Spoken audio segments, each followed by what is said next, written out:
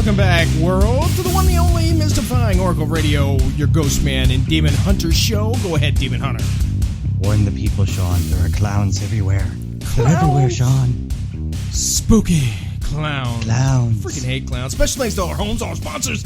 Stitcher, Smart Radio, Spreaker, the world's listening. Nate, are you? You're listening to us. I'm listening. Spreaker.com. They want to know. Check them out. Planet Paranormal, Geeky Antics, Network, Serious Geeks, Silly Fun. GeekyAntics.net. A ton of home health care. Good people willing to help the ones you love. In Indianapolis. Check them out at 10ofhac.com. And the SWL Project. Give, share. Everybody needs some love. I need love. Check them out, the SWLproject.org. Welcome back, world. Hi, world. On this Sunday night. Ooh, you hear the electric guitar fading off? I'm fading off. I do. That's kind of cool. We had that timed really well. Yeah, I did. Thank you. Thank you. Thank you very much. That's the end of our show, everybody. Thank you very much. What are we going to talk about? All kinds of stuff. Got a good guest. Let's see what to talk about, Sean. I'd say we should start with the fact that I have been glued to the TV for a week. Why have you done that? Because October is slowly coming towards us, Sean, and they're bringing out all the really good stuff. I can smell October. Oh, can't you? Over the 90-degree heat. I can smell I actually had a nice 71 degrees today, and they're predicting tomorrow to be at around 67 here in New England. So beautiful. I'm kind of loving this chill autumn air. It's officially autumn, Sean. Yay! It's officially autumn. I think it's important that we say real quick, Nathan, the Indianapolis Colts lead 20-19 over San Diego Chargers. Fourth quarter, 7:24 You think that's important? Yeah, I do. A lot of our fans are football. 9-10 left in the fourth quarter. Colts lead by 1 point. We're going to let it slip. Watch. We're going to lose it, dude. We haven't won a game yet. We're 0-, if we lose today, it'll be 0-3. But, hey, what are you going to do? I think go Colts. I think that's really important, Sean. I'm glad we know. Have you been glued to the TV as well, watching football? I haven't. I've been all over the place this weekend. We celebrated my birthday. Go ahead with your thing, though. No, please tell me about your birthday. We can talk about TV. I want to know more about that. Well, it's funny because I was driving home last night and I seen a dead person. They died immediately, and it's 82 degrees in Greenwood, Indiana. Remember that from the Howard Stern? Yeah. He goes, in my mother's last breath, I held her hand and I said, "Oh, by the way, it's 82 degrees." Partly sunny, Greenwood. Oh, Howard Stern, you dick. All right. TV, Sean. I have been glued because 2 shows started in the last week. Yeah, go. Yeah. 2 shows. And first, have you seen American Horror Stories, the new season? You know what? I seen it. My Roanoke Horror or whatever. And I don't get it, Nate. I don't get it. Honestly, I'm loving it. It's a throwback to the original series, the same similar acting techniques, but they're doing it in a My Ghost Story technique. Like the people are literally sitting there explaining it, and somebody's recreating what they did. I feel you. I do. And I personally find it really interesting because the horror aspect of it so far is not coming, in my opinion, from anything supernatural. It's coming from people. Right. Who probably have a supernatural aspect about them. But yeah, man, I'm liking it so far. I really am. It's dark. It's spooky. It kept me watching the entire time. Yeah. Well, isn't it? And I got to look it up. I should have been ready for tonight. But isn't Roanoke a place that is known for, like Roanoke Colony, also known as the Lost Colony, was established in Roanoke Island in what is today's Dare County, North Carolina. Exactly. Yeah. Roanoke. So apparently this is built in that area. And they say they returned to their home in North Carolina. So it's following that storyline that maybe these are the descendants of the people who were lost, Sean. We need to have somebody on, like a historian, to do that. I don't know. I was looking it up. The colony was founded by Sir Walter Raleigh. I guess that's where they get the name Raleigh, North Carolina. Mm-hmm. The colonists disappeared. Awesome story, man. During the Anglo-Spanish War, 3 years after the last shipment of supplies from England. I'm reading it off of the Wikipedia for Roanoke. I don't know this by heart, but I did know something because we talked about it on this show. And that's what popped out. Yeah. It said My Roanoke, and that's what popped out. That story we did a couple years ago. I said, I know it's cool, but I don't know why. Well, it's very cool because it's one of America's first mysteries, if not the first mystery. I mean, literally, people die, Sean. You expect people to die when they come over from overseas and that kind of an entire situation. Colony, But sure, an entire colony can die off, but where were the bodies? I could understand if animals had dragged off a few people, or even most of the people, but you'd find bones or something somewhere. Right, something. So this new season takes place. It's got some of the original actors in it, a couple new actors, which I got to say, I was really thrilled to see one of them. They had radio in there. Radio. Yeah. It's radio. Yeah. No, that's not Denzel. Who is that? Denzel. Godfrey. Is it whatever his name is? Cubic Jr. Cubic, yeah. Cubic Jr. Yeah. Cubic Gooding Jr. There we go. That's it. It was running through my head. I was trying to remember it. I needed to pull up his face in my mind to remember it. That's right. But he's playing the character in the story, and I was just really impressed, all over impressed with it. The story so far, folks, is a little convoluted. Yeah. And definitely going to need to explain some stuff as we go on. But the aspect of that original horror sensation that you got from the very first series is there. I recommend it. Yeah. I will be talking about it between now and the end of the season, I am sure. Even when Walking Dead comes on, Sean, I'm going to be talking about this series. Freaking flies in studio. I dare you, sir, to talk about this. So now we should start an American, because we've had some guests from American Horror Story on the show.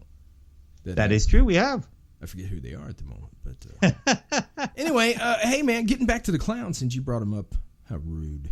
Please tell me more about the clowns. Freaking clowns. I don't know if you caught this. You probably did because you were all over it. Sharks and clowns, baby. September 24th, Nate. Cops catch creepy clown in Kentucky. You remember last week we was talking about Kentucky been springing But they've actually caught one this time. They bang.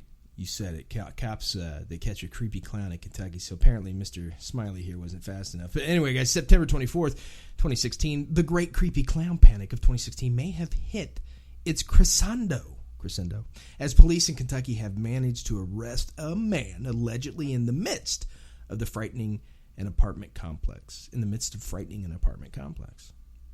So these are copycat clowns. I think so. Well, it might be a whole clown cult. That's why everybody's so excited right now. They want to know what the freak's going on. Like if they hold him down and they twist his nipples and he says, Stephen King, then we'll know. We'll know what it's all about. So was that a bird in the background? Yeah, it was. It's actually fans of the show dropping us tweeters while we're on the air. Yeah, it's tweeter. Thanks, guys, for doing that. Anyway, the incident happened in the city of Middlesboro early Friday morning when cops say they spotted the clown, Nate, lurking in a wooded area near the homes. According to the arresting officer, the now hunted Harlequin attempted to escape the scene. Wait, the now hunted Harlequin, get that? Harlequin. A Harlequin is a type of Harley Quinn. Right, jester. Yeah, like Harley Quinn. Yes. Yeah. Attempted That's where she gets the name. That's nice. I'd never doubted you. Okay, attempted to escape the scene, but the police successfully stopped him and took him into custody. He tried to escape, Nate. Well, why not? Upon being unmasked, the clown was revealed to be a 20-year-old man named Jonathan Martin, who looks far less menacing without his disguise. He now faces charges of disorderly conduct and wearing a mask in a public place, as well as forever being known. Wearing a mask in a public place, that sounds like a trumped-up charge to me. No, we just discussed this last week, Sean. I told you that in New York City, they passed a law that in Central Park, there's no masks allowed in public place. And in many cities now, wearing a mask, except on Halloween or New Year's or like holidays that are allowed to have them, but wearing a mask in public is a illegal charge now because you are trying to conceal your identity, which means you are probably going to try and commit a crime. Yeah, unless it's a religious thing, and then that's okay. Well, yeah. Yeah. So anyway, they caught this cat. I wonder what that's like in prison. I mean, it's bad. We always joke like if you illegally download a video. You're sitting there and people are like, Yeah, I shot my mom. Ooh. Yeah, I held up a convenience store. Yes. Yeah, I killed a nun. I dressed up like a clown. Yeah. What did you do, clown shoes? He's got his little bell. Bend over now, buddy. Nice to meet you, Ben. Yeah, bend over. Anyway, the 20-year-old, I assume, let's see here, let's read on. 20-year-old man named Jonathan Martin, now he faces charges of disorderly conduct and wearing a mask in public place, as well as forever being known as the creepy clown who got caught.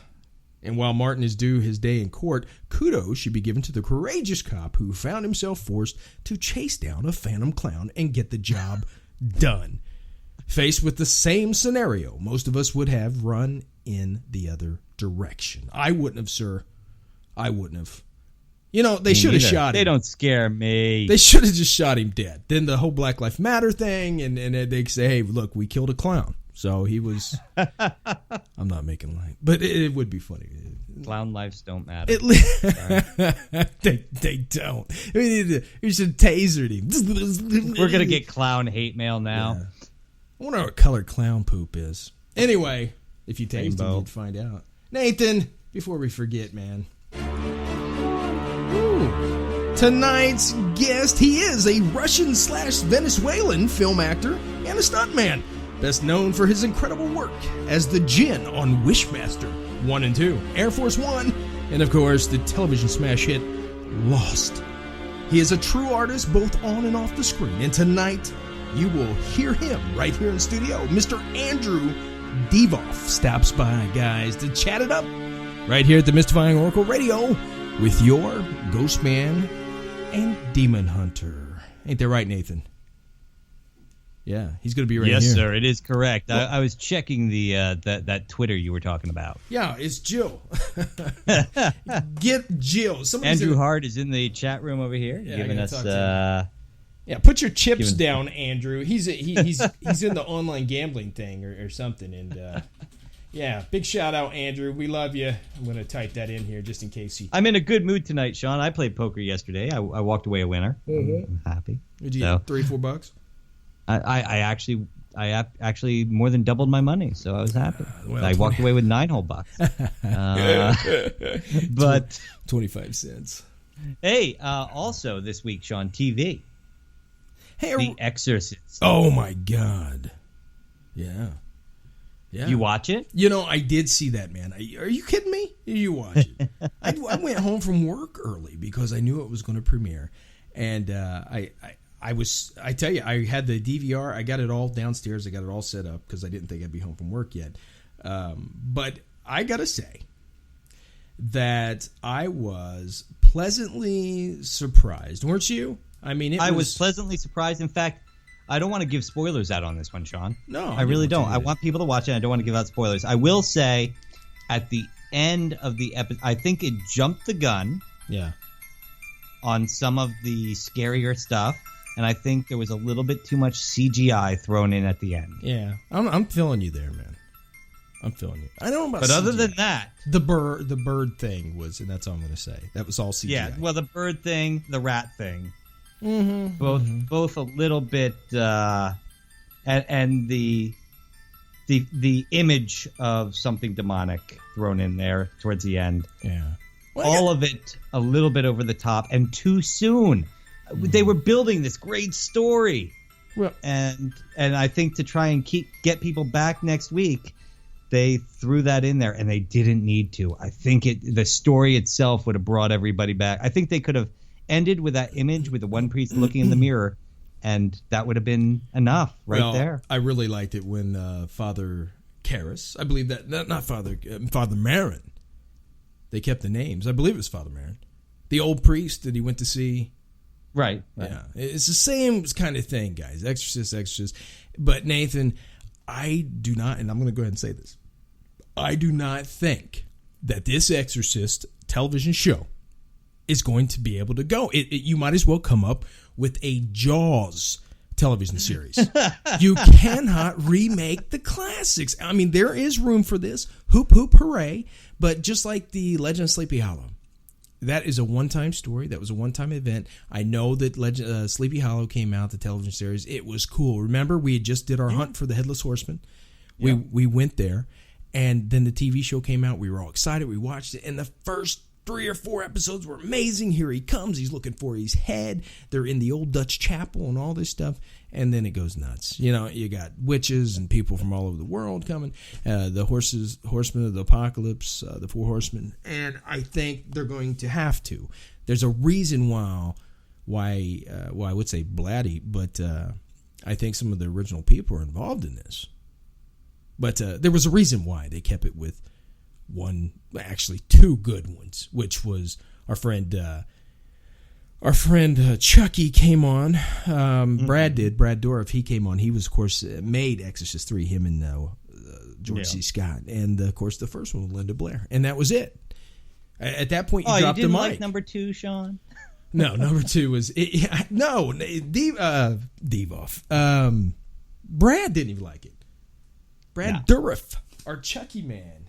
He didn't even like it. You do recognize, like, having seen Exorcist number 2. Yeah, absolutely. They refer to, Lucifer being the prince of the air. Yes, well, they should. And you notice in this episode, there's a lot of references to the air. Mm-hmm. So, there's some really nice imagery in this new series. No, I agree with you. And if they can focus on providing us with this imagery and the storyline, which so far is very good. Yeah. I think this could go for a little while. And, I think it's capable of keeping us involved for the whole season. Whether or not it will be able to go more than a season, well, that's to be seen.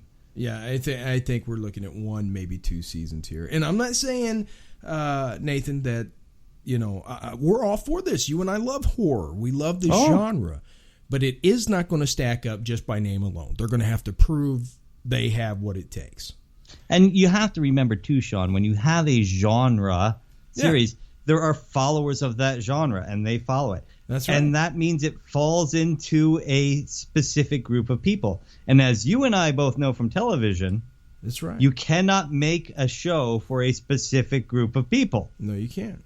You need to widen it to get people in from all different aspects so that they'll come and see it. If you're doing a show about ghosts, then you need to have it about ghosts, and you need to be talking to the people and provide the history, and you need to have spooky stuff happen, and you need to have shock value happen, and you need to have there's never really love story stuff in a ghost show. Thank goodness there wasn't on our show. There were only 3 guys. Well, but there could have been some love story stuff. And but you just need to keep upping it to get more people to watch. And Walking Dead did that by not making it about the zombies. It's about the people. Yeah. So people watch it because nobody watches The Walking Dead to see the zombies. Right. If there's no zombies for 3 episodes, people start complaining. That's right. But if there's no Rick for 3 episodes, now people start to complain. Yeah, people don't know what the hell's going on.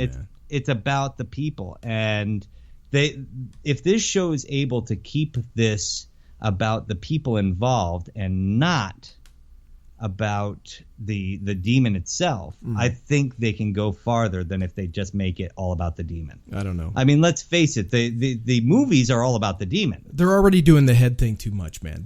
You gotta reserve that. That's your closing move. You gotta close with that. You just can't have a movie where everybody's going bzz, bzz, bzz, and the heads are snapping around. You can't. It kind of loses its appeal after you've seen the 3rd one, Well, it also does answer the question of, if the head turns around all the way, how does somebody survive? Well, you need to go back and look at it, because I made a connection there from the actual movie to the TV show, and I thought, why did that happen to that kid but not the little girl in the... Anyway, Nathan, you've given away too much. Shame on you. I know, but shame on hopefully I've given just enough to get people to go out there and watch it. Folks, I can't say enough about this. As much as I'm saying American Horror Story, watch it, give it a chance. Let's see where it goes, because so far it's good. Mm-hmm. I'm really impressed with The Exorcist. Movoi Suppresse. It makes you want to go out and become a priest. Well, yeah. Whoa! You hear the music, guys, as Nathan chatters away. He must love that. But it's time for G&D Show in the News. It's always fresh. It's always exciting.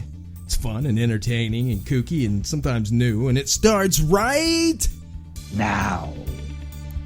That didn't have the passion. Now. That's good. That's passion. Okay. You get 2 bells. I get passionate points for that one. What's the rules on this passionate points?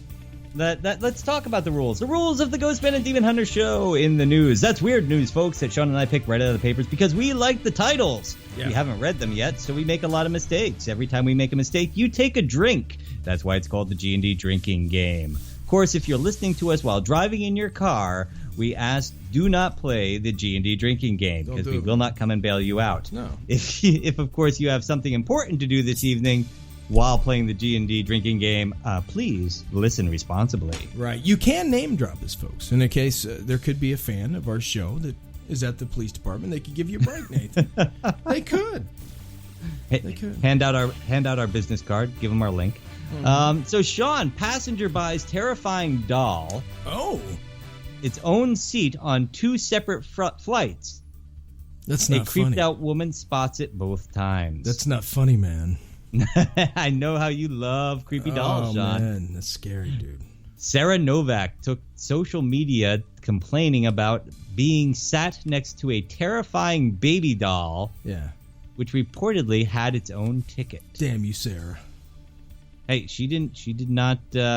She just reported it. It wasn't hers. Oh, okay. Take it back, Sarah. An unlucky plane passenger documented her bizarre experience of being sat next to a doll on 2 flights. Oh my God!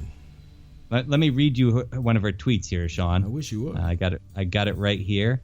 Yeah. Let's see. Sarah Novak ended up next to a man who booked a seat on 2 flights. Barbara on a. Oh, I'm sorry. Have a drink, folks. Sarah Novak ended up next to a man who booked a seat for the figure Barbara on a trip to Cincinnati yesterday. The mystery flyer and his doll were visiting the giant Noah's Ark replica built to specification and the Creation Museum. Oh. Sarah from Brooklyn tweeted, "Good news. No person in the middle seat next to me. Bad news. Terrifying baby doll that belongs to the man in the window seat next to me." Okay. Writer Sarah Novak claimed that the flight attendant told the man not to book under Barbara's name next time they fly.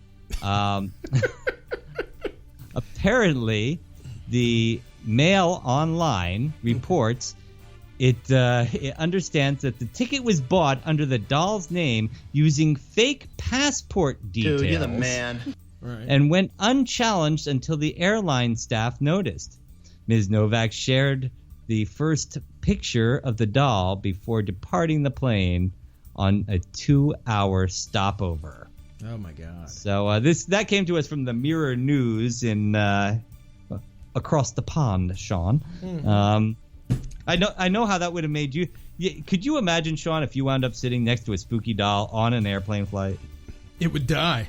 Wouldn't be able to make it. Would not be able to make it, man. Definitely. Guy would get up and say, "I have to use the bathroom. Can you watch Barbara?" Our good You'd be friends. Like, "Sure, I'll watch her." Yeah, I'll watch it right down the freaking toilet. Suddenly, there's that whole Exorcist move where the head spins around. A dog could survive that. Anyway, our good friends at the Mirror, always known to be good for their stories and most accurate. And anyway, the Mirror says Mystic Man claims he can tell woman's fortune by fondling her breastises. Well, you've used that line, Sean. I have. That's right. And it's got a picture. Does it work for you? It's got a picture of this old Chinese guy, and he's grabbing a honker, man. Yeah. Her all signs point to. What's it say? It says, "You shall wag the dog today." What's the fortune? All signs point to yes. Fortune. No, that's the Magic 8 Ball. What's a common cookie? Chinese fortune cookie. Say. What's a common? Your friend will be. The ones I always get are either. Oh.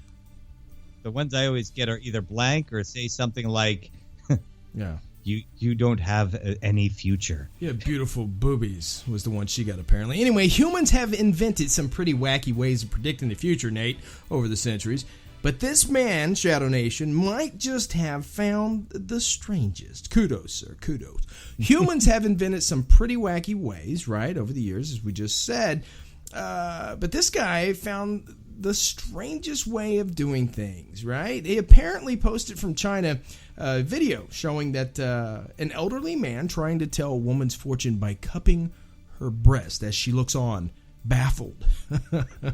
Maybe he wasn't telling her fortune. They might have just got that picture of some guy, like a hit-and-run guy that's grabbing boobies. Maybe she was underage and he was just using it as an excuse not to get arrested. Yeah, I want to see what her sign was. Anyway. The short clip, guys, in the video shows myopia, drink up, guys, and shows the man holding a pair of crutches in his other hand, sitting impassively as he puts his hand inside the woman's top. He appears unmoved by what he sees in the woman's future as she rests her chin on her hand and even looks bored. He's not doing something right, Nate. Anyway, bystanders also seemed bemused by the spectacle, captured by a user called Zio Ewan, drink, guys, in which he has garnered hundreds of thousands of views. Congratulations, Mr. Ewan. So nobody can seem to, let's see there, the post prompted skeptical responses, and they misspelled skeptical, from commenters, yeah. One suggested it might be hard to find customers, and another said it's just really kinky. Geez, you think? Branches of divination in China that had found a more mainstream degree of acceptance include palm reading, face reading, and astrology. Over booby cupping. I don't know why they would, Nathan. I just don't know. But I don't know. Apparently, that's what they said. We're at 7:29. Yeah. We're at 7:29. We're at 7:29. Well, I guess I don't really have time to read this one because I was just looking at it. It's a really long story. Ooh. But terrifying moment when corpse of child saint who died 300 years ago suddenly opens her eyes. Oh my God, that's creepy. Yeah. That is creepy, man. A terrifying moment where the saint who died over 300 years ago apparently opens his eyes. This also from the Mirror News, Sean. Tourists were visiting, and get ready to drink, folks, because this is all in Spanish. We're visiting a cathedral in Gualapayute in Jose in Mexico. I don't know. Wait, I take that one bill back. You got Mexico right. Where the preserved remains of Saint Ignatia, or Saint Ignatius, a little girl, are encased under glass. The visitor who was filming the tour of the holy building on his camera when he captured a moment where she appears to open her eyes. The frightening footage has been posted on YouTube and has been viewed nearly 1 million times. We have Dan Aykroyd on our show, and this gets 1 million hits. That's crazy. I know. The first sight of the corpse, which has been wax treated to preserve the whole face, hasn't decayed in 300 years. Looks like a statue. But the camera pans up and down the body and focuses on the face before the dead girl seemingly opens her eyes. Oof, dude. Many viewers have called out out for being a fake and believe it. Others believe it to be a sign. There are many different stories about the girl's early demise. Many of the people visiting, many popular visions, have a drink, folks, is that she was a Mexican girl who wanted to make her first communion with her classmates, but it was suddenly forbidden by her father. It goes on to talk about the child, but doesn't explain whether or not it's real or not, Sean. It is forbidden.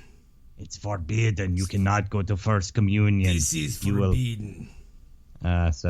But basically, Sean, it goes on to talk about the little girl's life, what people believe happened to her. Locals took the body and returned it to the cathedral where she was laid to rest, and it became a symbolic as a silent witness of the girl's deep love for Christ. So, I mean, I've seen the video, Sean. Yeah. It sure looks like somebody, like she's opening her eyes. And this is the dead girl. This wasn't a statue.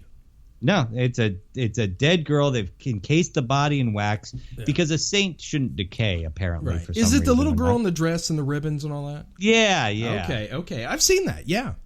And apparently, what do you think? Are those eyes really opening? Is it a hoax?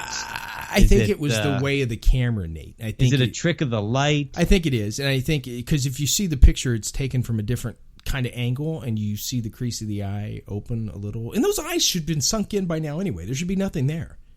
Well, if it's encased, I mean, look, if you go see the mummified corpse of Lenin, it's he's still there. They keep that whole thing going just fine. Well, what are you going to do, man? Anyway, listen, that's creepy as heck. But guys, we got to go to break. Tonight's guest, he's a Russian-Venezuelan film actor and a stuntman, best known for his incredible work as the Jinn on WishMaster, Air Force One, and Lost. He's a true artist both on and off the screen. Tonight, he's going to blow your mind. Mr. Andrew Divoff stops by studio right here, Mystifying Oracle Radio. Another big one we're bringing home. Absolutely. Anyway, Nathan, what do you say we go to break? Let's go to break. All right, guys. The name of tonight's band, because each week we play an independent band. We support the little man on this show. One we know, we love, don't we, Nathan?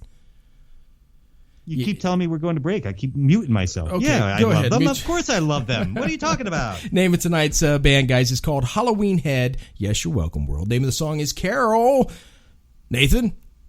Sean. Shadow Nation, we'll be right back. Yeah.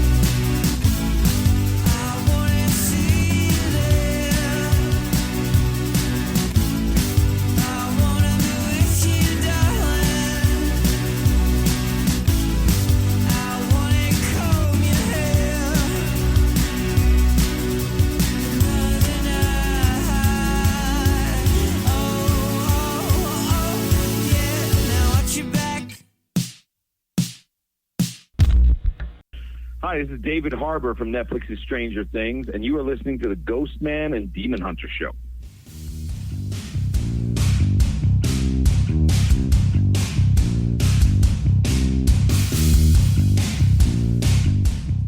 Welcome back, Shadow Nation, to the one, the only Mystifying Oracle of Radio, your Ghostman and Demon Hunter Show. Tonight's guest, he is a Russian, Venezuelan film actor and a stuntman, best known for his incredible work as the Djinn on WishMaster, his work on Air Force One, and of course the TV smash hit Lost. He is a true artist both on and off the screen. Shadow Nation, help us welcome Mr. Andrew Divoff to studio. Andrew, what's up, buddy?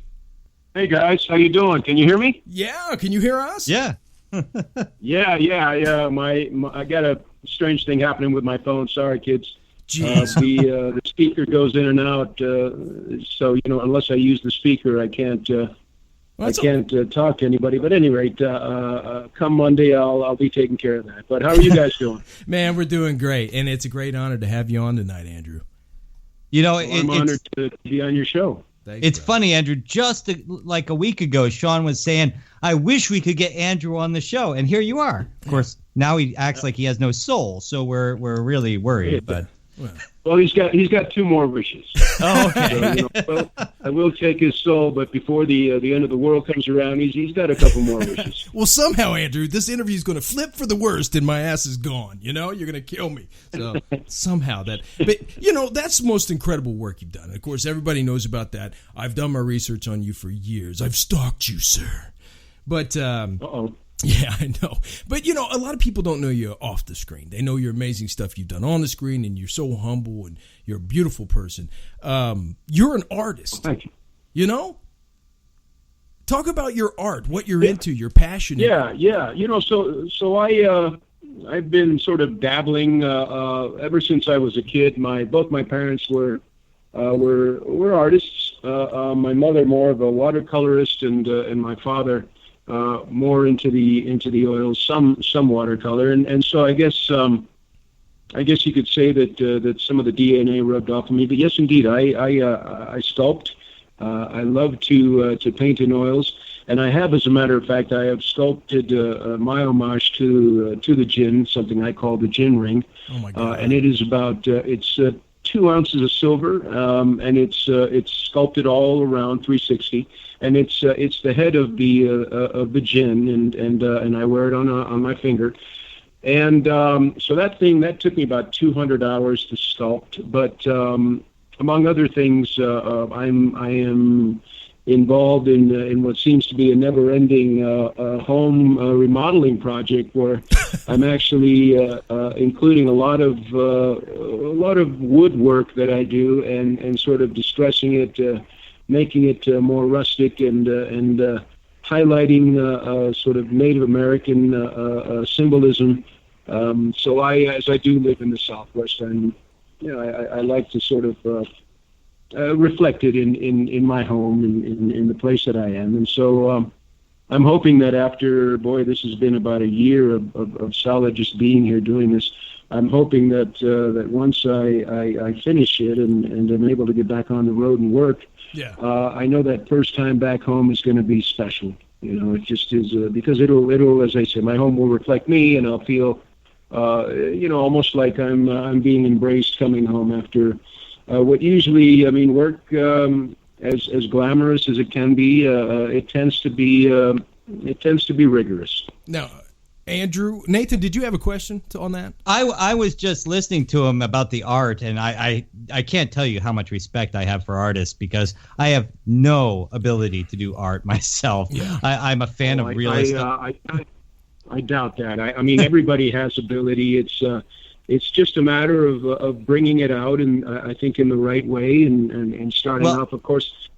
I did have a bit of a touch of trying out my hand at charcoal art when I was younger, and I figured I needed to have like an edge to it. So instead of using charcoal, I was using gunpowder.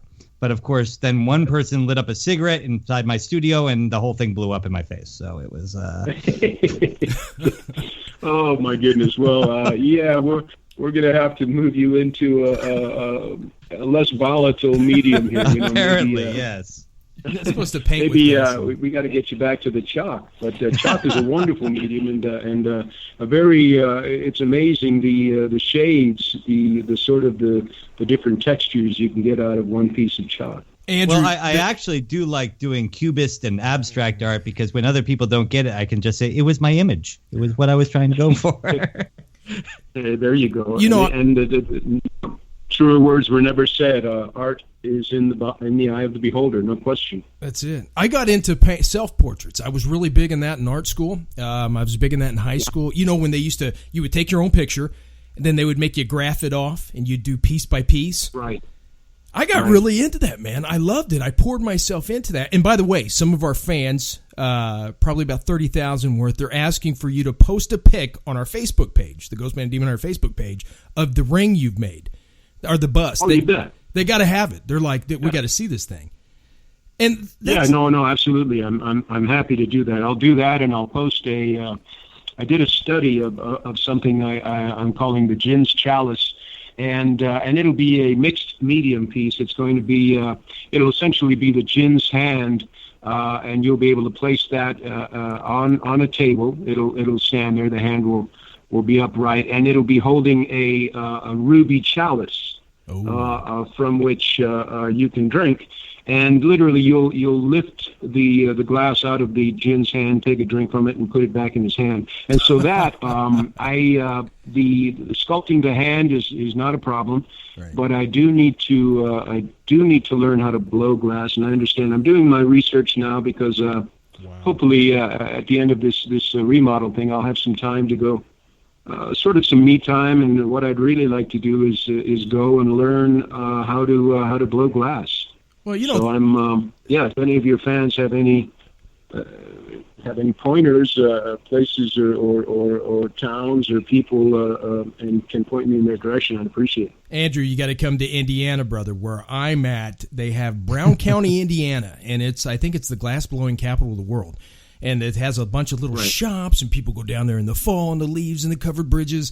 But you walk through the downtown area, and they have like an old town blacksmith, and they have a guy there that blows glass, and you just watch these things. One guy's out there carving, wood stumps into Indian Chief cigar store Indian stuff like that. I love it. Watch that for hours. Right. So, well, I'd love to see that. I was just out there for Horror Hound, and of course, when we do the shows, there's very little time to ourselves, and whatever there is usually catching up on some sleep because. More often than not, we're all hanging out with the fans till 2 in the morning. Well, Brad Dourif was on the show a week before last, and he was dead tired too. He was out there. We said, "How you enjoying Indianapolis?" He said, "I don't know, man. It's pouring down rain. I'm looking out the window." He said, "I haven't seen anything but my hotel room and the stadium here." It's yeah. Well, that's even the little bit that I saw out there was really wonderful. I try to get away. Didn't have time this time, but I try to get away to see a bit of the downtown. So I will look forward to doing that next time. Well, yeah, call me and Nate. We'll take you out there, man. But that's cool. When you're I'll doing take up on that, absolutely. When you're doing your artwork, Andrew. When you're looking in the eyes of the Jin, you're doing the bust and the ring and everything because you did his head sculpt, right? I beg pardon? You did a head sculpt of the Jin, right? I did. Well, for my ring. Right, yes. For the ring. When you're looking at something like that, a piece, and is there a difference between how you prepare to play a role of some iconic figure like that to when you're putting that into the piece you're doing? How do you prepare for the different, because that's all art. How do you prepare for the different arts to make it with one? That's a good question. My overriding concern on this piece was the fact that it was my first time sculpting in jeweler's wax. Now I took the long way around. I literally took these dental tools to it and was scraping away, infinitesimally small amounts of wax. And at the end of a 10-hour day of carving, it seemed nothing had changed. And yet, at the end of those 200 hours, I was left with my Jin ring, and I will indeed share it with you on the page. So my concern was getting used to the medium.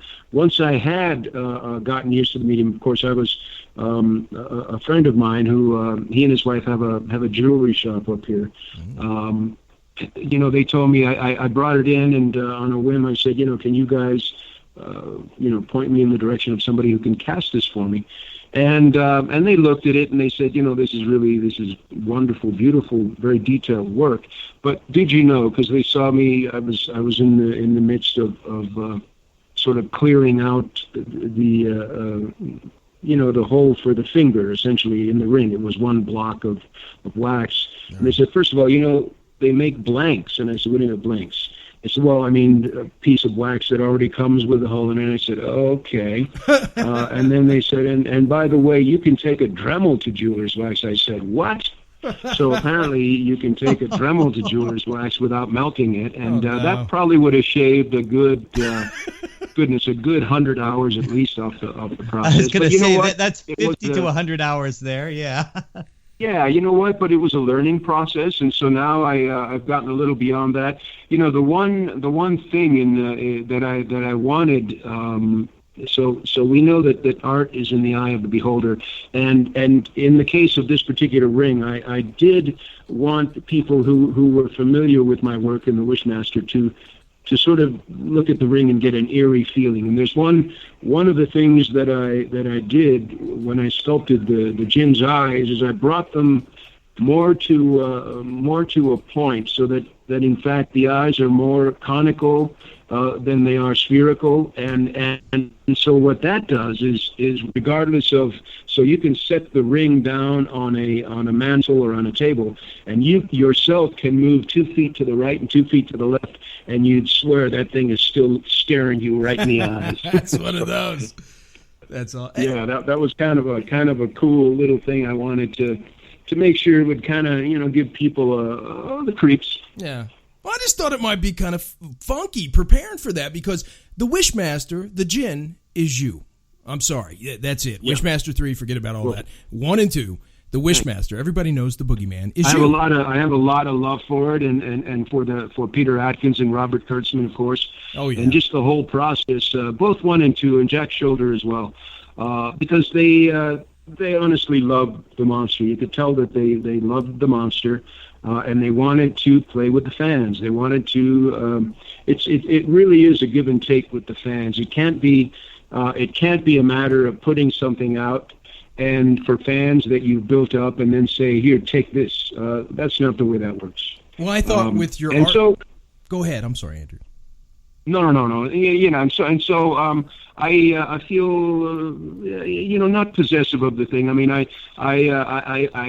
I love to watch other actors in that role, and I didn't feel sort of mean or have nasty thoughts about the actors who came in. Listen, it's tough enough as it is. There are so many.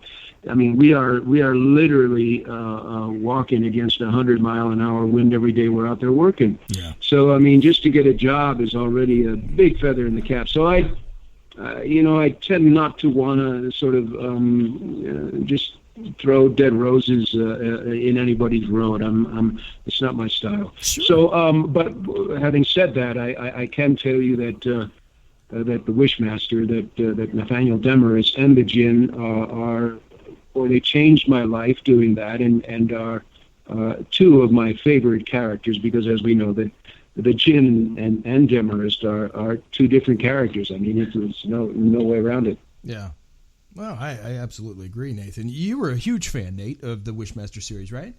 I am a huge fan of it. I never forget watching the series the first time, or the first movie, right? And she's going through all this stuff and finding the gem, and then the statue breaks, and I'm excited just talking about it. I can't get the words out, but I never forget watching after she made the second wish, going, why didn't you just wish that you never found the gem? Right. It's like, exactly. It was that just seemed obvious to me, but and when it happened, of course, I felt good about myself, and then of course I was like, well, they've left it open. Obviously, it can come back, that kind of stuff, and But I having studied people's belief systems and having such an interest in the Jinn to begin with, the Jinn being a creature of smoke, in the beginning, God created man from the earth, he created angels from light, and he created the Jinn from smoke. And in that particular, in that belief system, the jinn is not necessarily evil. The jinn doesn't have to be evil. The jinn has free will, just like mankind does. Yes, he does. And what he's counting on is sort of the man's weakness. And I mean, you give him a wish, he takes 2.5. You know, I mean. So definitely the jinn and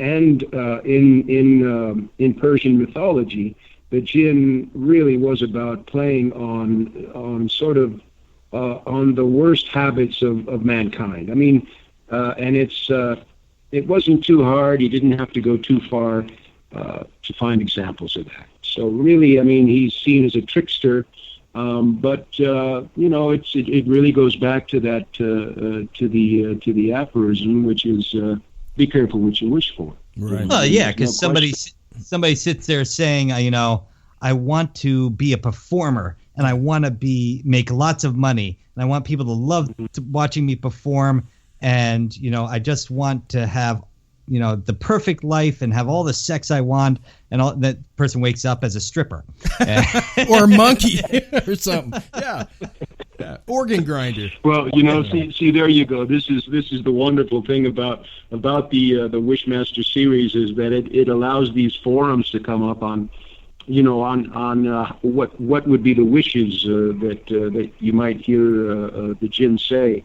You know, interestingly enough, we were doing one on my Facebook page about what the jinn would never say, and this is apropos. So I mentioned that I brew a beer. I have been doing so for 2 years. Oh. And again, this is an homage more to the fans, but also to to that series, to the gin. And so I call it Gin's Hellebrew. It is a Belgian Golden Strong Ale. Oh. It comes in, the ABV on it comes in at an average of 10.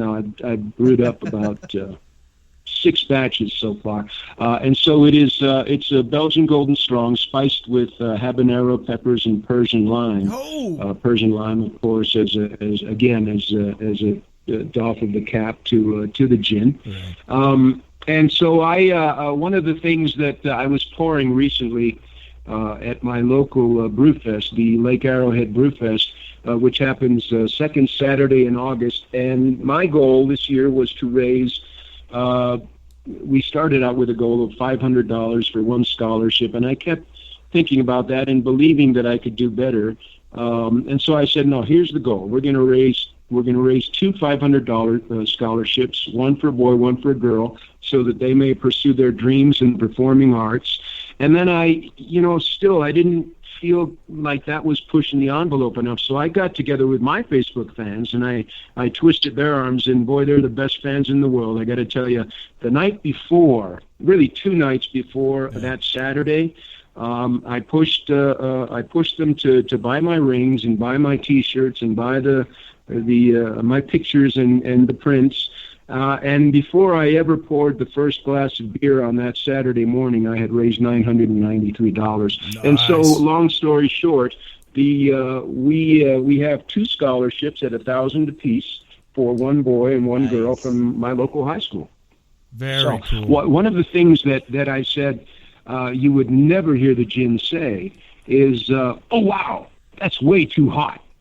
And somebody came up and took a sip of that beer, and they literally said that. So I brought that into a conversation when we were sort of having a forum discussing, you know, what would the wishes be and the things that the jinn would never say, and that is certainly one of them. And the interesting part of that is that the young lady who said that stuck around and said, you know what, but I'll try some more.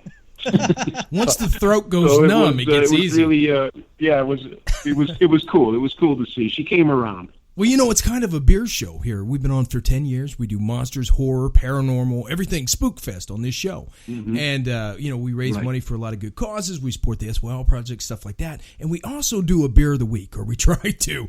So, you know, this time of year. This week, Sean, the beer of the week, it should be the Gin Hellafest there, but I didn't have a bottle of it. This week, Spot and Oktoberfest is in my studio. Yeah, I got Pumpkick, New Belgium, and you were talking about that New Belgium. That's cool. Well, you said yours is Yeah, a Belgian? I was really excited. You know, speaking of the Horror Hound, there was Scarlet Lane Brewery, which is a local brewery to you. Yeah. There came out and they did a Horror Hound brew, and it was wonderful. It was not your usual. It was an IPA, but it wasn't your usual IPA. It didn't have that overly hoppy, bitter taste. Very nice, went down very nicely, and it drinking a couple of those was really a pleasure. And so my hats off to the Scarlet Lane guys for doing that, for supporting horror in that way. And I think this is I'd like to see more of it with my horror sisters, brothers and sisters.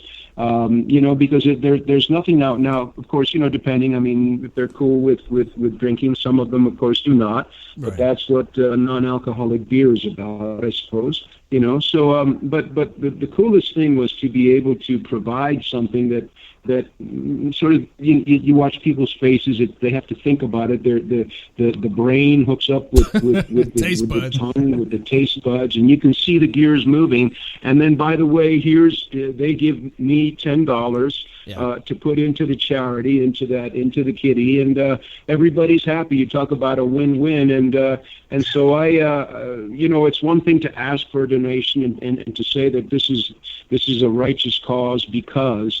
But if you get into a conversation and over a beer that you poured specifically to drive funds in these charities, it's just a different universe, and it's just a really cool place to be. And as I say, it's a win-win. I feel great about being able to provide a kick-ass brew. And I feel greater about the fact that the fans and the people receiving it are absolutely happy to support the cause. So, as I say, win-win.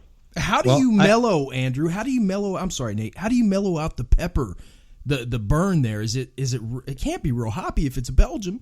So the first batch that I did, I actually included it in the initial boil, and that was hot as hell. Yeah. And so I had to bring it back, and so now what I'm doing is putting it into the dry hop, and I'm not going to give away too many secrets, but one of the things that I like, toasting your dry hop, regardless of what it is, could be almonds, could be a whole array of fruits and veggies. Yeah.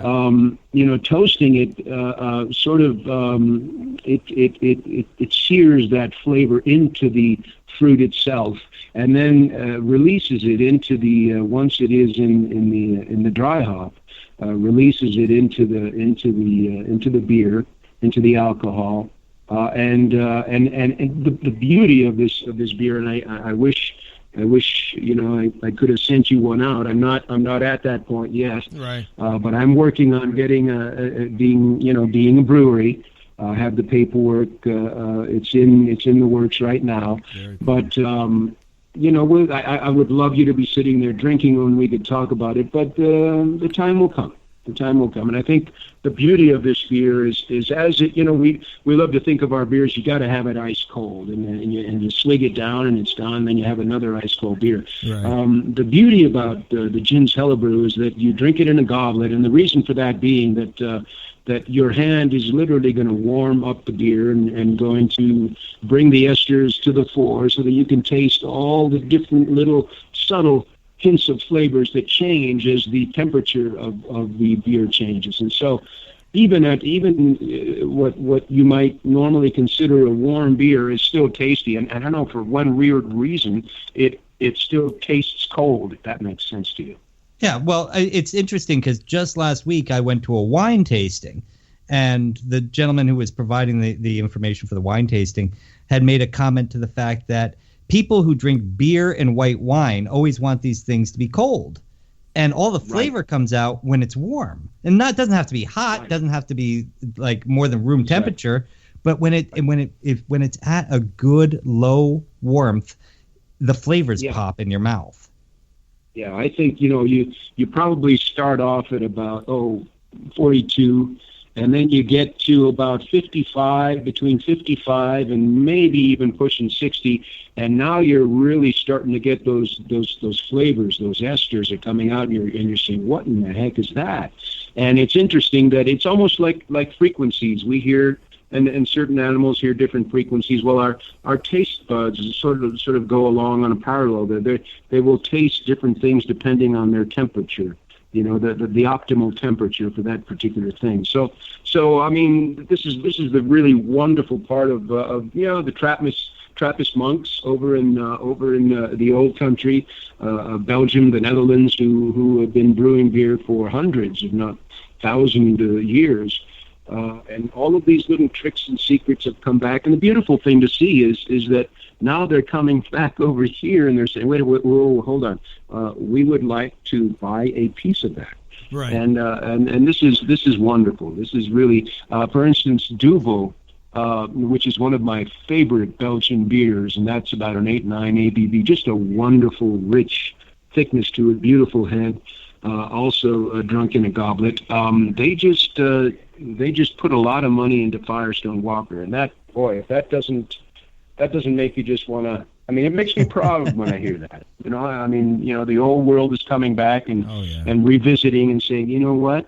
How did we miss this? Oh yeah. So it's nice. Well, Hey, Andrew, I've got to ask here. Did you have another beer question, Sean? I don't want to change the subject. No. Go ahead. I got lots of beer questions, man. Because we get a lot of genre actors in here, and of course, when people work in a genre like horror or sci-fi or something, there's the jobs that come in between. And so many people who've come on the show have told us the cop show is the saving grace of every genre actor. Sure, absolutely. And I looking over your stuff, I couldn't help but notice that you have been on both my wife's favorite show, which is CSI Miami. Okay, great. And my favorite show, which was Burn Notice, and you played Ivan in both of them. Wow, wonderful! Yeah. That's the Russian influence, and it's true. It's interesting, but the cop show, they do. We still there, Andy? Cut out just a little. I think it's his speakerphone. It's all right. He's still there. You go. Can we hear him? Still, no. That's all right. We'll just kick it around, man. It's Andy Divoff. We're not going anywhere. Are you still there, Andrew? Yeah, he can hear us. He can hear us. We just can't hear him. Yeah. Well, that's awesome, though. You get the WishMaster guy, and the man himself comes on and talks about beer. On a show that lives for beer. He just fulfilled my wish. He's all lit up here. He should. I wonder if he knows that we can't hear him. I don't know. I'm sure he can hear us. Because he hung up. No, he didn't. Okay. Should I try and call him back there, Sean? Yeah, go ahead. We can do that. This is live radio, guys. Yeah, this is the way it works. Let's try and get him back. We're gonna call you back, Andy. Let's give you a quick call here. Yeah. See if you pick up. He might pick up. Maybe his Bluetooth ran out of juice. I don't know. He said his phone's been wacky. So I don't know. If he did, we'll have to end it on that and then call him back. And hello. There he is. Did we drop out? Where'd I drop out, guys? Sorry. No, That's okay. You were discussing the the aspect of the cop show in an actor's life. Yes. And we lost you. I'm sorry. So in fact, yes, I both the shows that you mentioned, CSI Miami and Burn Notice, wonderful participations. I had a great time on both of them, and I must say David Caruso was a wonderful guy, very intense into his thing, but really, really, really cool. And I was saying that it's nice to have these shows that show off our the multifaceted actor, allow an actor to be a genre actor. Be it horror, be it sci-fi, action, all of which I've delved in quite heavily. But I must say I'm very proud of my participation in CSI and Burn Notice, and Law and Order, SVU, and Blacklist as well. And I really have to send props out to the producers of those shows for supporting genres and for bringing actors in because they appreciate their work. Well, it's funny too because I've genre lines. I've never considered you to be a genre actor. I considered you to be more of, you definitely had that screen presence that you could do anything. But do you feel that you've been boxed in as a genre actor? Oh, no. I listen. An actor's job is to act. Sometimes we do 3 genre things in a row and then split off and do our other stuff. But an actor's job, as I say, is to act, is to discover, is to put himself in situations where he feels uncomfortable, but ultimately always knowing that he has to get the message, get the character, get the persona across to the viewer. Right. And that's what we do. That's what we're supposed to do. So I never feel boxed in, and I go back to the fact that I speak a few languages, and that is of course helped in my career. And I quote Thomas Jefferson, who says that a person is as many different people as the languages he speaks, and that speaks particularly to culture, the culture that goes along with a language, which somebody brings into their person when they are using another language. So that has helped immensely, and also helped me feel that I am never boxed in. I'm never what's the word? A typecast. Right. No. Ever. That's the thing. Andy's fluent in 8 different languages, Nate. I saw that, and when I saw that, I was sitting there thinking, I have trouble with 2. The English language. I have a problem with that. Yeah. Anyway. I grew up listening to people speak German, and I still mess up the words. That's wonderful, though. I mean, even just hearing that different cadence, that every language has its own beat. Just hearing that is a wonderful thing that helps open the mind. Yeah. Well, it does it subliminally. It's not necessarily that you're aware of it, but there's a rhythm in your mind that's already there that has nothing to do with the cultural rhythm that you live in. And so that's what's really wonderful about languages. It's so funny, too, because when I was in school and I worked in a newspaper for a while, people would joke all the time because when I speak, I went to elocution lessons, I went to broadcasting school, and I learned to speak properly for the radio. But when I write, people laugh because I'll always put that second verb at the end of the sentence because that's the way my brain thinks of it when I'm writing.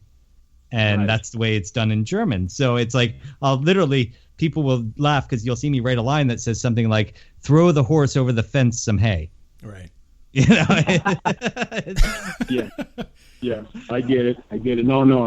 Or you'll get something like, throw some hay over the fence, or throw the horse over the fence, some hay. Yeah, it's weird when it's typed out and people will look at it and they'll laugh and they'll be like, Nathan, you need to fix this. And if I see it, I can go back and fix it. But my brain works in that language. So. Yeah. That's good. I type cool. Like Yoda. But that's kind of cool. I mean, it's also, again, it's your own drum beat. Yeah. Did you ever use it, Andy, like on a date? You have. When you were younger, you'd go out on a date and you'd, tonight I'm going to be Irish. Tonight I'm going to be German. Women love that. I did. And I'll share with you. I was a limo driver for a few years. And this would allow me to sort of pick my own schedule. And I remember there was a show called 30-something with Ken Olin and company. And I didn't have any sort of a resume whatsoever. So I found out that the casting director wouldn't see me because I didn't have an agent who was big enough and so forth. So I found out where their offices were, and I just dropped off in Beverly Hills in the limo, and I went up in a total Russian immigrant persona, and I said, I understand you won't see me for the episode. I just wanted to come in here and meet you and read and so forth. So I got the episode. I played I played that accent all the way through, played it in the show itself. That's awesome. And I never let on that I wasn't a Russian immigrant until the show was over, and we were handing out thank you cards, and I just dropped the accent altogether. And to this day, the casting people, oh boy, they said, "You little son of a gun." They got kind of twisty on it, but by the same token, they said, "We do have to pat you on the back because you got the job." So in situations like that, it did help. As far as dates and so forth, my early dating experience, I was already over in Spain. My mom worked with the State Department, so she was transferred over there. I was in Barcelona, and I was going to school in Barcelona, and I would go up the coast to hang, and so that really gave me the opportunity to speak many different languages on dates, and to actually learn German. My first girlfriend there up the coast was out of Hamburg. Oh. Buxtehude Niedersachsen. So I got to pick up some German and practice with her, and just a wonderful beach life for a kid who had no idea which way his compass was pointing. Right. We didn't get to talk about that either. I practiced a lot of French, but never learned to speak it. Yeah. It was. Let's see. Okay, nobody gets that joke. No. Forgive me. I'm a clumsy dude, and I'm the last guy in the room to get a joke, so you'll have to forgive me.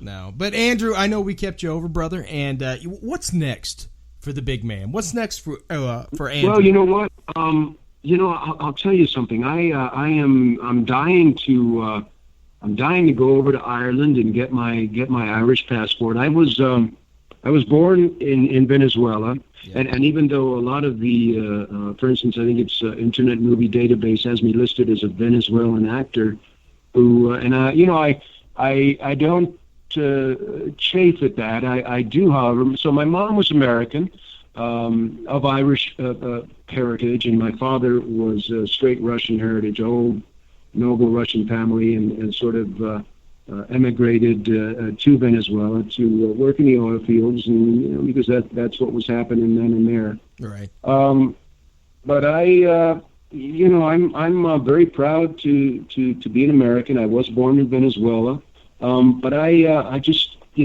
next for me is heading over. By virtue of having an Irish grandpa, I can have that passport. I just want to keep busy, brothers. I want to keep traveling, learning new things, and staying busy. And by the by, I'll share.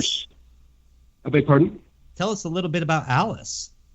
Hey, Alice is absolutely wonderful. I mean, rarely do I read a movie and does it give me the creeps. I'll read a particular scene and I go, oh my, wow, and I'm thinking, wow, I kind of can wait, but I can't wait to see that on film, because I'm a fairly squeamish, believe it or not, certainly when it comes to the slashers, but I have a tough time sitting still, for these movies.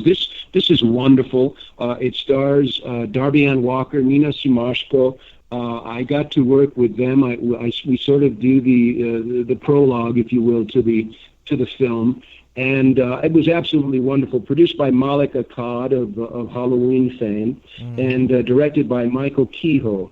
Really, really did a great job. John T. Connor was the cinematographer on it. But I would say, please keep an eye out for it. Now, Darby Ann Walker is, incidentally, she's on The Voice, and she's doing quite well, I understand. And so one of the things I'll have to fix after my remodel is my television situation, so I'm not able to keep up with a lot of it, so I'm having to go to my computer constantly and log in. But Darby Ann Walker is not only a wonderful singer, she's a wonderful, very free actress, and it'll definitely come across. And I'm so proud to have been part of that cast. And so, yes, please, I think it's out at the beginning of the year, of this coming year. So I'm I think, fairly close to seeing a first screening of it. So I'll keep you posted on that. Oh, that'd be awesome. But everybody's very excited about it. I am as well. And I would just say a tidbit for your fans and for the listeners out there. I understand that there is a Blu-ray in the works for WishMaster, and that's all I can say about that. Ooh. But FYI, I know people have been asking about that for 20 years, and incidentally, 2017 will be the 20th year anniversary of the WishMaster, so we're trying to come up with some new goofy stuff to do on some of these conventions. So I'm looking forward to celebrating the 20th year anniversary, and I'm just lucky to have been part of a little cult classic. I'll tell you what, and it's not that little in my opinion, Andrew. No, it's not that little in my opinion. I do have to ask you, because I ask anyone who's been on the show who was on Lost, I have to ask this question because people get mad at me if I don't. What was the island? What was the island, Andrew? That was the inside of an Omega watch. If you remember the finale when he's twisting that gear, it's I was looking at that, I'm thinking, holy crap. But the island, I guess you could say, and even from the start, okay, true enough, no man is an island, yet we all have concepts of what an island is. We all grew up watching that marooned pirate on an island, and the sort of the things that took place after, ending up on an island marooned. And that, I think, is one of the fantasies, one of the romantic fantasies that we all have. Being on an island, an absolutely beautiful island, once you figure out where the food is and how you can survive, then the reality of, I'm on this beautiful damned island, I can't get off it, and I'm already tired of it. So, the island was a trip of its own. And there again, I got to tell you, I am so lucky and again proud to have been part of that cast and that situation, which for me was an earth shaker and a world changer when it comes to television. When I died the first time on the island, I thought, well, that's it for me, because I was usually the last guy to be informed about what was going on, and it was so cool because there is life after death in Lost, as it turns out, and so that was kind of a cool sort of breaking of rules there, and just the fact that the character, he was so complex, so cool, and that supporting cast, I mean, come on, Naveen Andrews, Evangeline Lilly, those people were great. They were great to me, and it was just absolutely wonderful to be on that island. And all of you who have been to Hawaii, the feeling on that island is absolutely, it's a different paradisical place. And were it not for the people on the island, for the Hawaiians, it wouldn't be that way. Yeah, so I always, and I still have brothers and sisters over there that I consider family. And so there again, that really sort of changed my life, and I'm grateful for that participation to this day. Well, Andy, I hope you consider us friends now, and when you come back to Indianapolis or Connecticut and Danbury, where Nate's at, I hope you look us up. You got our phone number, so. Well, thank you. I will, and I do, and big shout out to all your fans. Thanks for tuning in, and I will follow up with that. If you don't mind, give me.